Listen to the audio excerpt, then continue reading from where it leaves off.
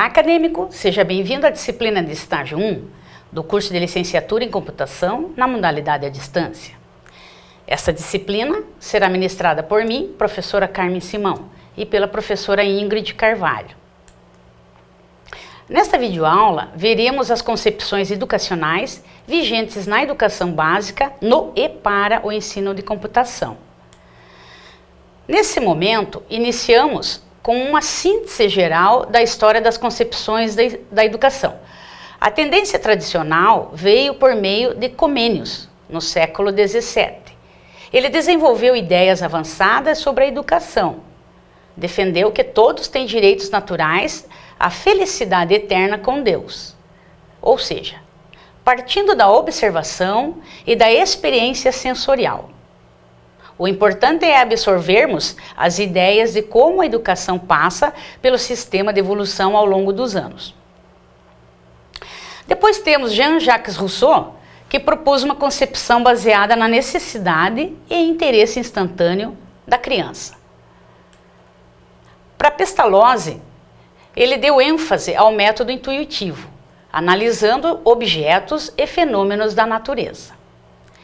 Herbert exerceu influência na prática docente conservadora, defendendo que o fim da educação é a amoralidade. A pedagogia libertadora é uma escola defendida por Paulo Freire. Ela está centrada na discussão de temas sociais, onde o professor e os alunos agem em conjunto. Ou seja, uma concepção dialética em que o educador e o educando aprendem juntos em uma relação dinâmica, na qual a prática é orientada pela teoria em um processo constante de troca de ideias entre professor e aluno. Demerval Saviani defende que no âmbito da política educacional e no recinto do interior da escola, na verdade tem-se regra convencionalmente traduzida em termos de novo e do velho, da pedagogia nova e da pedagogia tradicional. José Carlos Libânio defende a pedagogia crítico-social, buscando uma síntese para superar os traços da pedagogia tradicional e nova, postulando para o ensino a tarefa de propiciar aos alunos o desenvolvimento de suas capacidades e habilidades. Assim, são necessárias reflexões intensas, analisar com minúcia e coerência qual é a concepção de educação. Quais teorias que embasarão a praxis educativa da instituição de ensino, a qual será defendida e argumentada no projeto político-pedagógico? Vocês viram que foi abordado o termo concepção, mas Libânio, no final da década de 70, desenvolveu a prática escolar, o dia a dia, ou a prática educacional, que é uma prática pedagógica, influenciada por elementos sociopolíticos, as leis, a economia, a justiça, cenário social, entre outros. E por que tendências? Porque a cada momento histórico ou momento sociopolítico tem-se uma manifestação educacional. Então, a escola se adapta a essas características sociais. Apenas uma observação.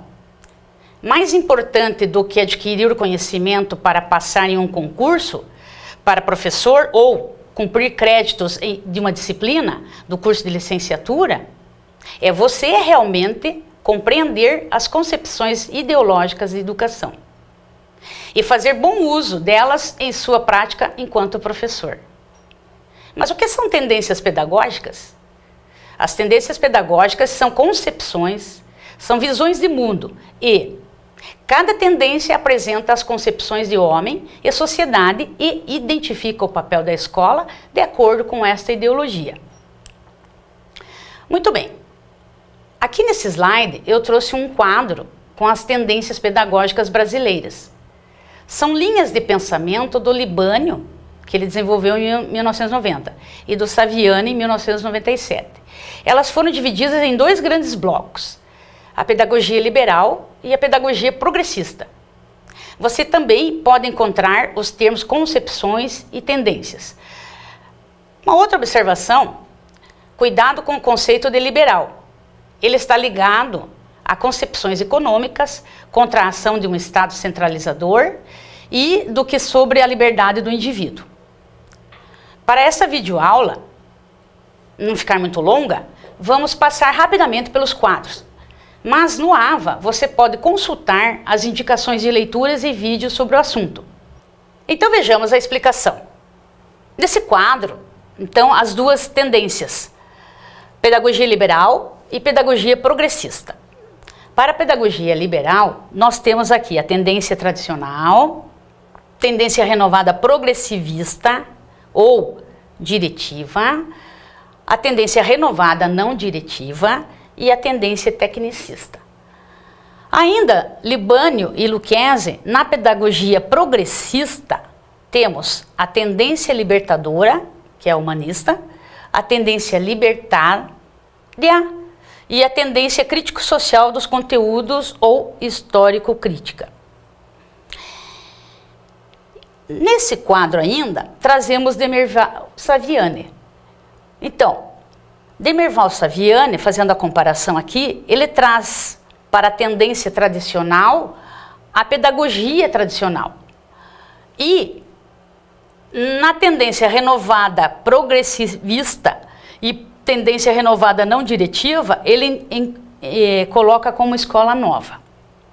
E para a tecnicista, ele deixa pedagogia tecnicista. E no outro campo, a tendência libertadora, tendência libertária, e aqui no caso não temos, então ele não coloca nada. Mas para a progressista, que é a tendência crítico-social dos conteúdos, para Libânio e Lucchese, ele vem como histórico-crítica. Nesse outro slide, as tendências pedagógicas, né, com seus dois grandes blocos, então para vocês verem de outra forma como que foi apresentado. As tendências liberais traz a tradicional, a renovada progressiva, a renovada não diretiva, e que daí Saviani chama de nova escola, e a tecnicista. E as tendências progressistas tem a libertadora, a libertária e crítico-social dos conteúdos. As características da pedagogia liberal.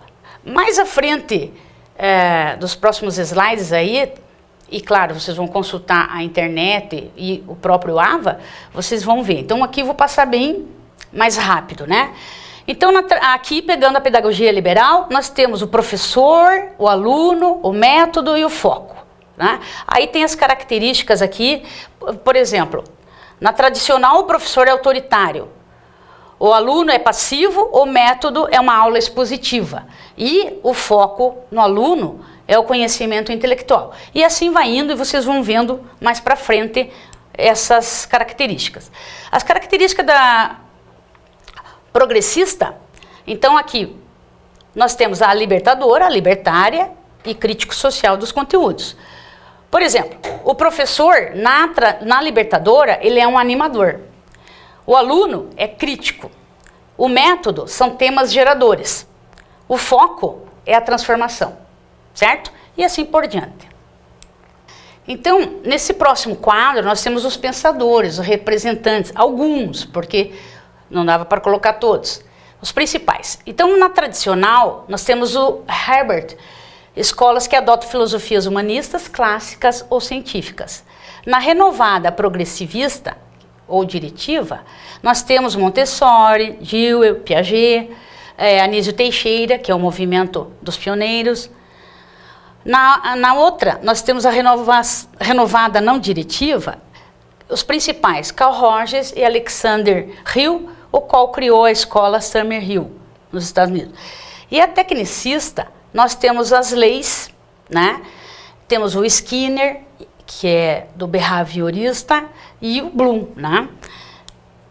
Já os outros pensadores, para as outras, libertadora, o principal aqui é o Paulo Freire, libertária, o Freinet, né? O Miguel Gonzalez e Arroyo, esses são os principais. E o crítico social dos conteúdos, temos vários aí, mas o mais destacado é o nosso Demerval-Saviani. Bom, a aplicabilidade dessas pedagogias. Na liberal, Na tradicional, nós temos a exposição verbal, conteúdo como verdades absolutas, preparação dos alunos para a sociedade. Na renovada, progressivista ou diretiva, nós temos experiência, aprender, fazendo e o foco no aluno, né? Então, eu não vou me estender muito para o vídeo não ficar muito longo e vocês vão ver no decorrer, então, novamente frisando isso, dos slides. E, obviamente, nos vídeos deixados para consultas. Aqui na pedagogia progressista, então, a libertadora, a relação do homem com a natureza, os temas geradores, né, do Paulo Freire aí, diálogo, ser crítico e etc. Então, vocês viram que todo esse contexto das concepções, tendências, trazem as teorias, que é um outro termo utilizado, ou ainda abordagem. Para aprofundamentos, então, novamente, eu venho aqui dizer para vocês que consultem o AVA, vejam os vídeos, vejam as leituras. Então, vejamos as seguintes teorias. Teoria tradicional de educação. As teorias tradicionais pretendem ser apenas isso. Teorias neutras, científicas, desinteressadas. As teorias tradicionais, ao aceitar mais facilmente o status quo, os conhecimentos e os saberes dominantes, acabam por se concentrar em questões técnicas. Em geral, elas tomam a resposta à questão o quê? Como dada, como óbvia, e, por isso, buscam responder a outra questão. Como? Dado que temos esse conhecimento inquestionável a ser transmitido, qual é a melhor forma de transmiti-lo? As teorias tradicionais se preocupam com questões de organização. Características da concepção tradicional de educação. O papel da escola: promover uma formação puramente moral e intelectual, lapidando o aluno para a convivência social, tendo como pressuposto a conservação da sociedade em seu estado atual, o status quo, como cultura. Os conteúdos de ensino são aqueles que foram, ao longo do tempo, acumulados com verdades absolutas, sem questionamentos ou levantamentos de dúvidas em relação à sua veracidade. Não há espaço para os alunos. A metodologia de ensino, expositiva por parte do professor. O foco principal é na resolução de exercícios e na memorização de fórmulas e conceitos.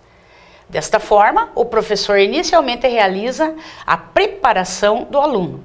Em seguida, formula a apresentação do conteúdo, correlacionando-o com outros assuntos. E, por último, faz-se a generalização e aplicação de exercícios.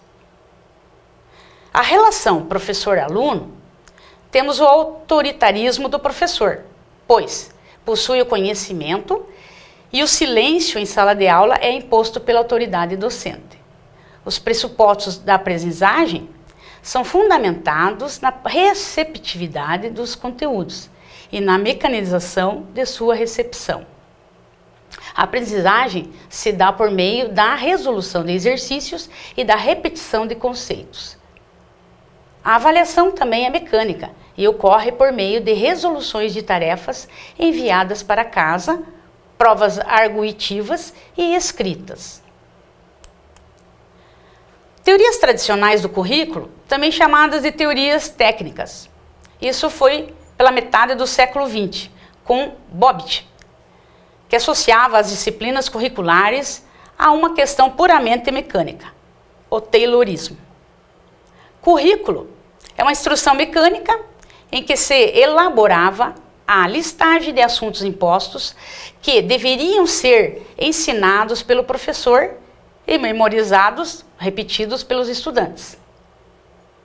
A elaboração do currículo, atividade burocrática, neutra e centrada na figura do professor, que transmitia os conhecimentos. Bem, aqui entramos em outra teoria, o comportamentalista ou behaviorismo. Contingências, surgimentos ao acaso de estímulos e respostas dos organismos onde o comportamento é observado como uma resposta às experiências, os estímulos e as ações, que podem ser preconcebidos. Teóricos dessa linha de pensamento têm para eles o meio em que a pessoa vive. Exerce influência sobre o comportamento no qual tanto animais quanto seres humanos aprendem sobre o mundo de forma semelhante, reagindo às situações e características ambientais, que podem ser-lhes favoráveis ou não. Os behavioristas tentam identificar através das condições ambientais se um determinado comportamento vai ou não se repetir. Os principais teóricos behavioristas são Watson, Pavlov, Skinner e Bandura. Watson é americano, defende a aprendizagem por estímulos e resposta, postulados em crianças para comportamentos congênitos.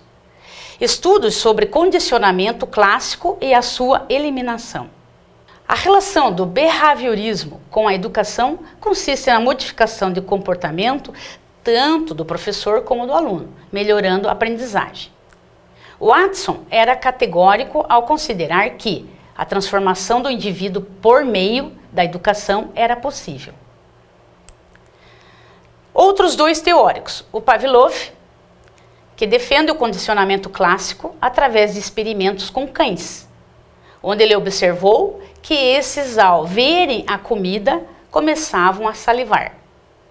A partir disso, ele começou a tocar uma campainha, um estímulo neutro, junto com a entrega da comida, depois de várias repetições do experimento. O cão começava a salivar, quando a campainha tocava, mesmo sem ver a comida.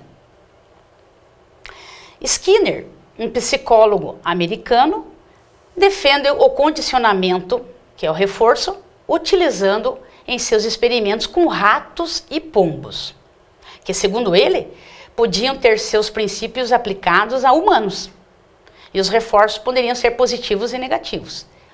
O castigo, que é uma punição, que é uma consequência do comportamento, tanto pode ocorrer pela apresentação de um estímulo desagradável, quanto pela retirada de um estímulo agradável.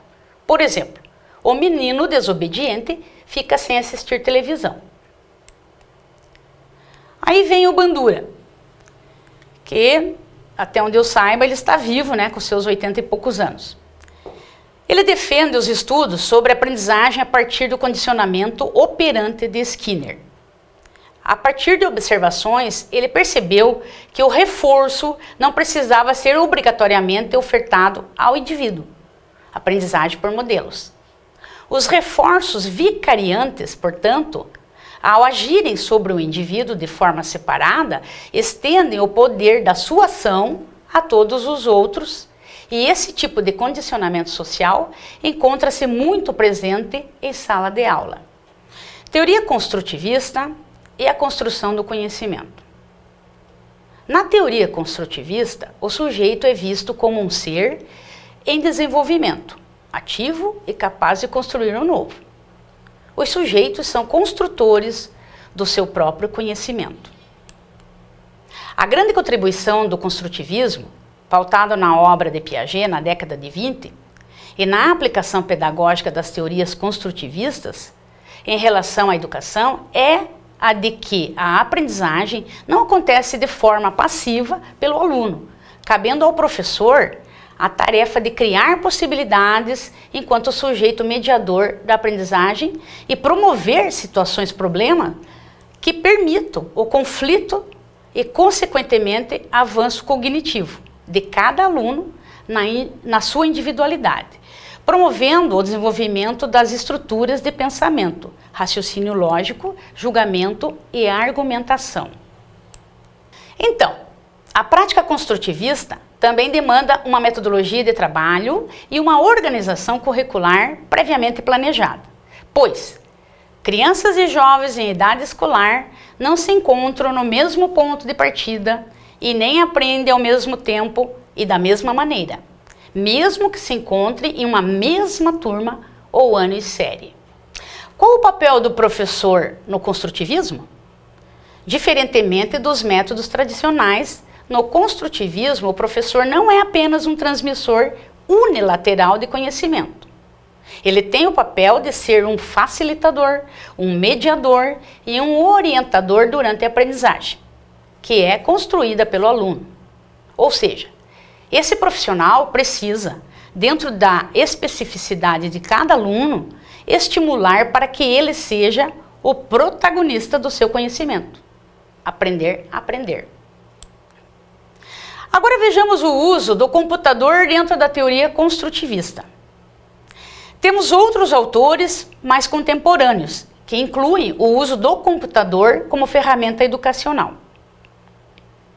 Na área educacional, Papert, em 2008, denominou de construcionista a abordagem pela qual o aprendiz constrói o seu conhecimento por meio do computador. O ambiente informatizado propõe ao aluno construir e reconstruir o seu conhecimento por meio das informações do mundo exterior. O computador passa a ser a ferramenta educacional que possibilita a construção do conhecimento. O professor assume o papel fundamental de auxiliar o aluno, ser o facilitador do processo pelo qual o aluno adquire conhecimento. O professor deixa de ser o repassador de conhecimento. O emprego do computador no processo pedagógico exige do professor uma reflexão crítica. E refletir criticamente sobre o valor pedagógico da informática significa também refletir sobre as transformações da escola e repensar o futuro da educação.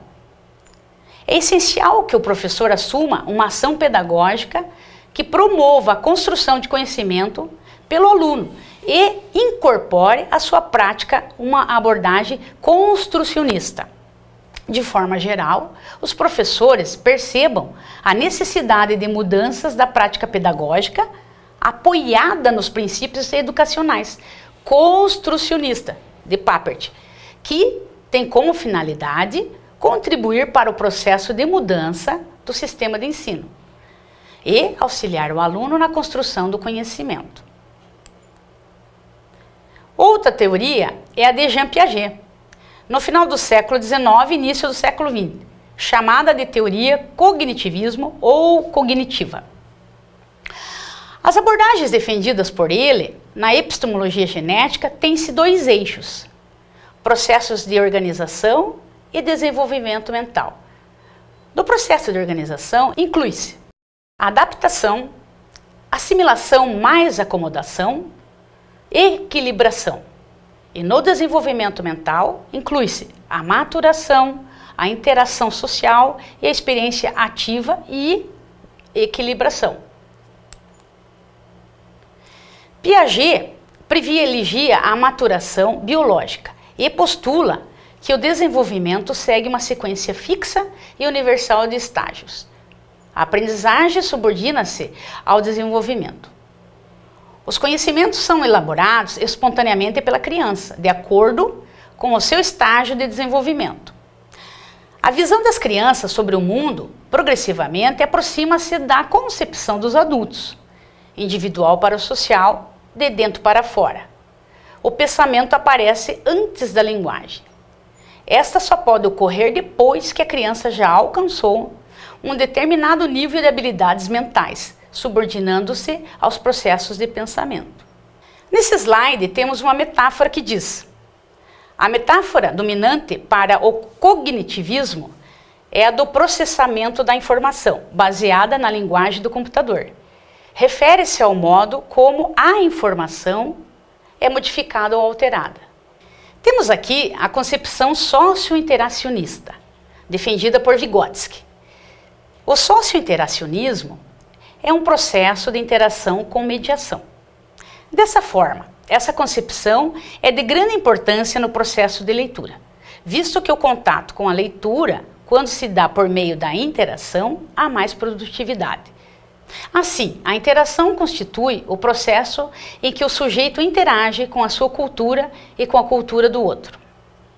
As abordagens defendidas por ele são processos mentais superiores, instrumentos e signos, interação, teoria da abordagem interacionista, zona de desenvolvimento proximal, ZDP, mediação e internalização. Para Vygotsky, a vivência em sociedade é essencial para a transformação do homem em um sujeito capaz de construir seu próprio conhecimento. Assim, através da interação dos aprendentes, que acontece o desenvolvimento de suas capacidades cognitivas e, consequentemente, o aperfeiçoamento nas relações interpessoais. O termo sociointeracionismo distingue a corrente teórica de Vygotsky e o construtivismo de Piaget.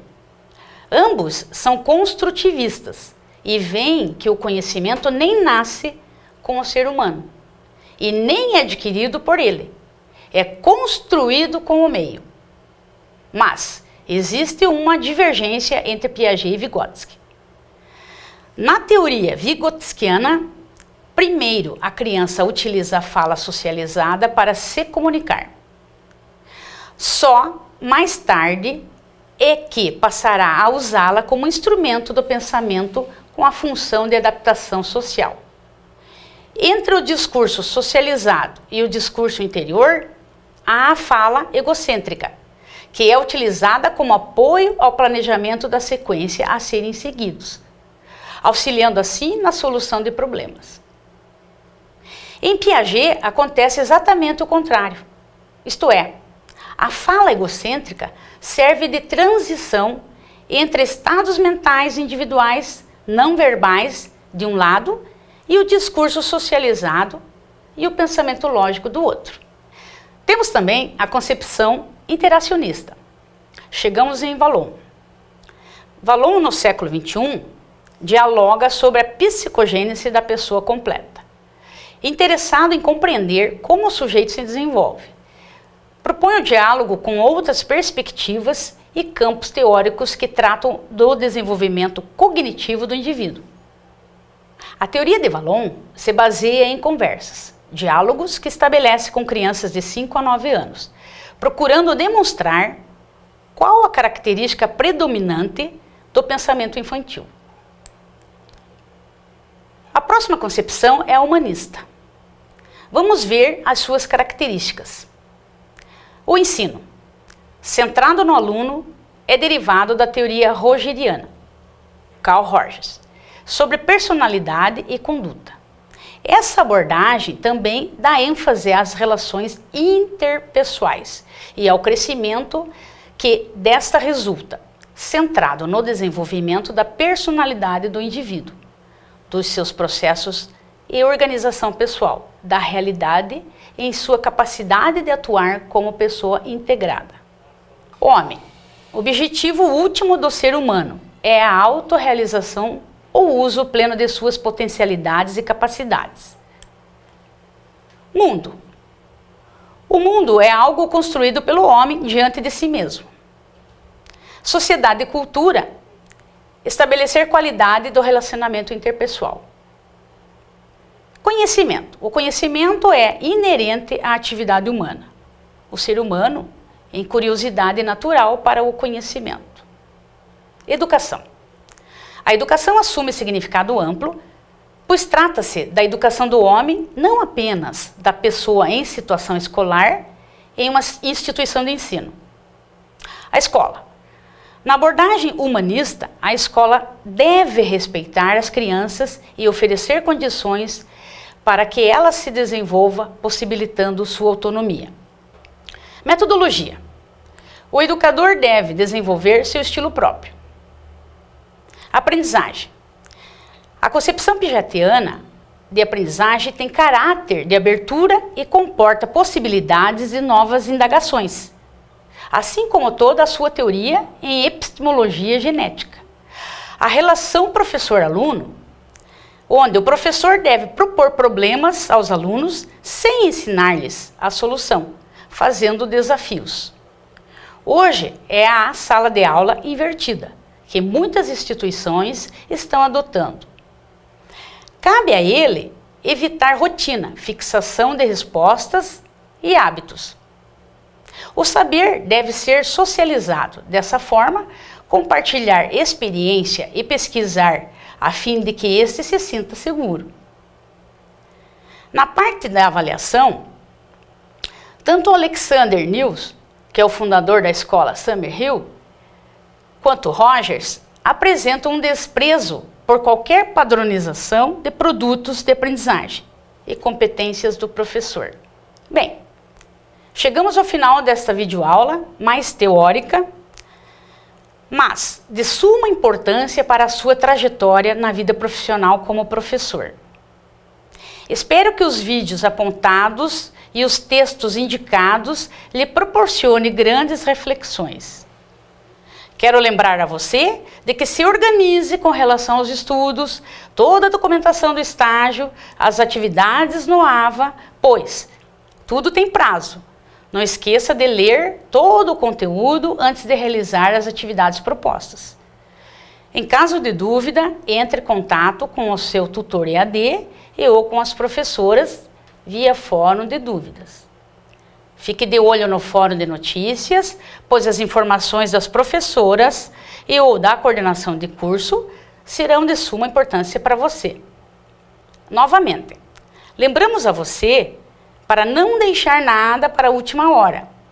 Essa disciplina diferencia-se das demais que você já cursou até agora, muito embora a duração dela seja o semestre todo. Desejamos a você um ótimo semestre. Estaremos à sua disposição juntamente com os tutores EAD.